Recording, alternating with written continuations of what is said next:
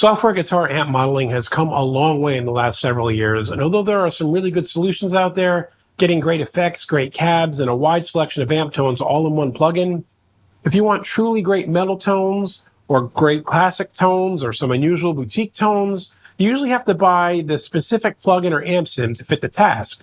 And before you know it, of course, you've spent an arm and a leg. Look, you stupid bastard, you've got no arms left. Yes, I have. Look! Just a flesh wound. Enter Genome, and specifically the new Genome 2. I've seen a bunch of videos on this popping up, and I wanted to check it out myself. It's an ambitious suite of amps, effects, and dynamically adjustable cabinet IRs, and it aims to give you a versatile solution so you can get it all in one piece of software for one pretty darn reasonable price. So today we're going to dive into it and see if it can really deliver, and welcome to Music with Marky.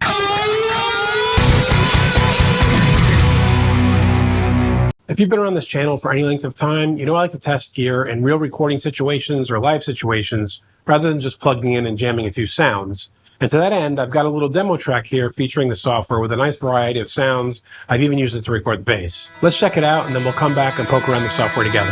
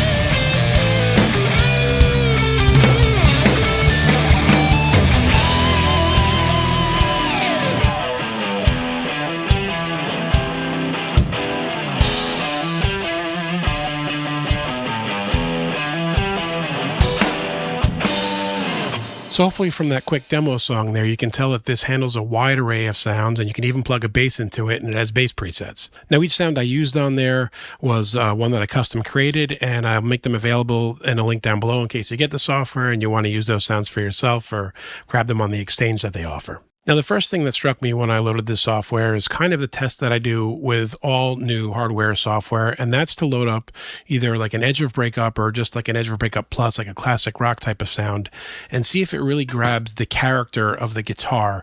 You've got a guitar like this that the pickup sounds have a lot of character to them, and when you change pickups, you can really tell the difference, and a lot of times that is not really represented well in software or even some hardware. So let me play something here really quick so you can see what I mean. I'll start with a bridge pickup.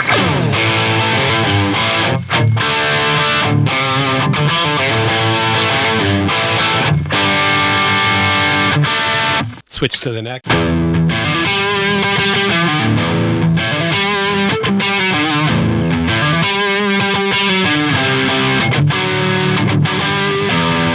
Right away, you can hear the character difference between the pickups. Another thing I find really nice about it is that a lot of times with software, you have a problem where it doesn't feel right when you play it. It can either be because you have a buffer problem and there's like a large delay between you hit the note and when it actually sounds. But once you get that problem solved, even with a lot of software, there's something unnatural feeling about it. The response doesn't feel like a real amp. And I feel like this software does a really good job of feeling correct when you play the guitar and the feedback you get through it. And one thing I should note too, a lot of the sounds are very kind of noisy, the patches, so I don't know if you can hear that there in the recording, but if I don't have the noise gate on, it's rather noisy. So a lot of the patches I ended up going through and adding noise gates to. Anyway, let's take a look just quickly. There's a multitude of patches on here, and we could spend days going through all of that and all of the features. I just want to kind of give you an overview so you can see just how good it is right on the surface level. I'll grab something super high gain, and then I'll play something clean, and then we'll look at what's under the hood. Okay, we're in the Genome suite here. They have a bunch of sounds in each one of these banks. You have the templates that you build sounds off of.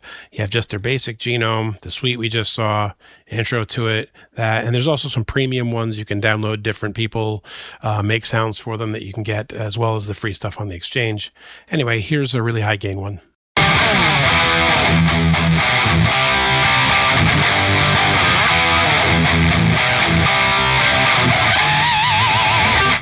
It chugs and it squeals.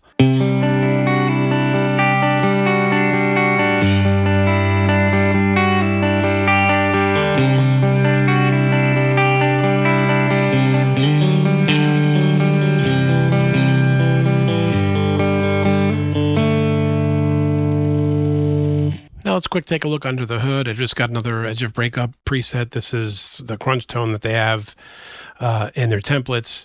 And I want to show you along the top here is the important part. And this is where you create your rigs. You line things up much like you would left to right thinking on the floor. I've got the noise gate first. I don't have everything populated here. This is just kind of what came with it. This is the amp, which is clearly a Marshall type amp. And you have a massive selection of amps. If I go over here, just like I'm going to add a different amp in just so you can see. You've got some of their own created kind of amps, and then you have this couple of bass amps. You have this bunch of amps that sound good clean, just with some drive, some extra drive, high distortion, and then again, their legacy amps like the Albion we're using here, which is based on the Marshall. You're going to be able to tell what amps these are based around just because of the visual of it. Within your pedal section, you can add delay pedals, different drive pedals, and there's a bunch under the drive pedals as well. Dynamics, which is where I got the noise gate from. EQ, the enhancer, we're going to come back to that in a minute. That's really nice. Some filters, modulation, all your choruses, and then you have your pitch effects, reverbs, stereo width, the twin tracker I used on the track, also something we have to talk about. And then this post effects wall of sound, which you could do a whole separate video on. We're not going to talk about that one today. Now, one feature that I think definitely needs special attention here, rather than giving you just a bunch of cabinets that you pick from where you're stuck with whatever mic position is on the cab, and if anyone who's done any traditional recording knows that which mic you use on a cabinet and just exactly where it's placed makes a huge difference to the sound. So on this particular preset, there's two mics, and you can do two mics on all of them. And mic A is a 57, a Shure SM57, right on the cone center. And then there's a Ribbon 121 mic that's backed off and a little bit on an angle. So let's mute that mic just so you can hear the 57 and see what a difference it makes. So move it around.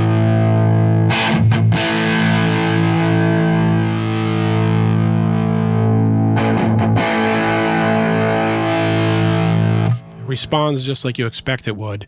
And I got to tell you, if you get a sound close in your recording, you can sit here as you're looping a piece of your recording, trying to get the exact right sound, and just move the mic around until you find that your sound sits in the mix perfectly well. It's better than sitting there with an EQ. A lot of the times you can really dial in a great sound just in this one section alone. Another neat thing, I haven't seen this, I don't think, in any other software, even in hardware I can mic behind the amp, another common technique.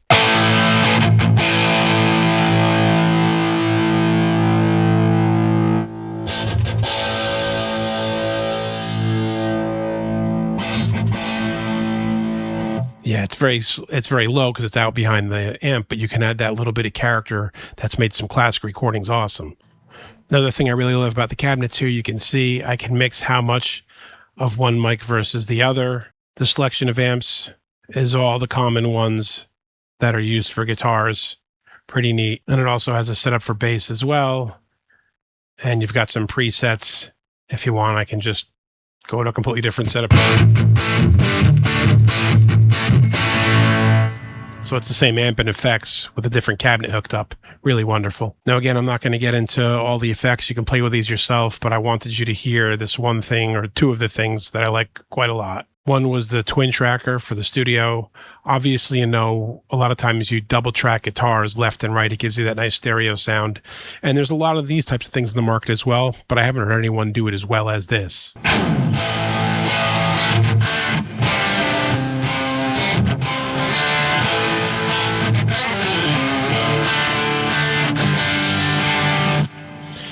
I don't know if they've got it doing a little bit of variation from side to side, but if they do, whatever magic they're using here, it really sounds truly like a double-tracked guitar, and that's a great time saver. It's a track saver and space saver, I guess you could say. So definitely a great feature. And then I also like this studio enhancer quite a bit.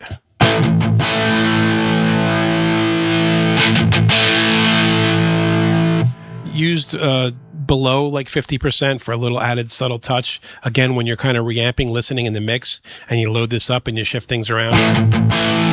Very, very effective.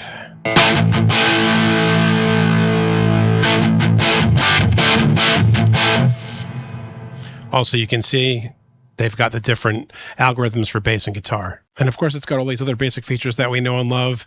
You got a really nice tuner. I think I'm sharp. Yeah. I pulled sharp while I was playing. You've got a transpose here.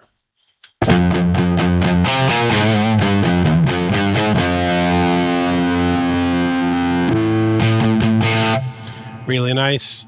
You can set up some automation on effects if you want, so you can create some automatic wah and that kind of thing. And then based on how you like to work as far as your inputs and outputs go, I can set up the input, all the different stereo fields, as well as the output. Whew, I'm a little out of breath. There's a lot to cover there with this software. I just tried to give you a real quick overview and get you a feel for what it's got under the hood and just how good it sounds. So if you have any questions or comments or anything you want me to cover further, please let me know in the comments below. I always get back to everyone as soon as I can. Obviously, I highly recommend this software. For the cost, I think you're getting more than anything else in the market that competes with it. I especially love the dyno cabinet type of thing. Like I was saying in that little piece there, the ability to move the mics around on the cabinet while I'm listening to the guitar in a mix is irreplaceable. So let me know what you guys think. And again, if there's anything else you want me to cover, let me know in the comments below. And until next time, guys, keep making great music. Hey friends, don't forget to subscribe and turn on notifications. It makes the whole world better.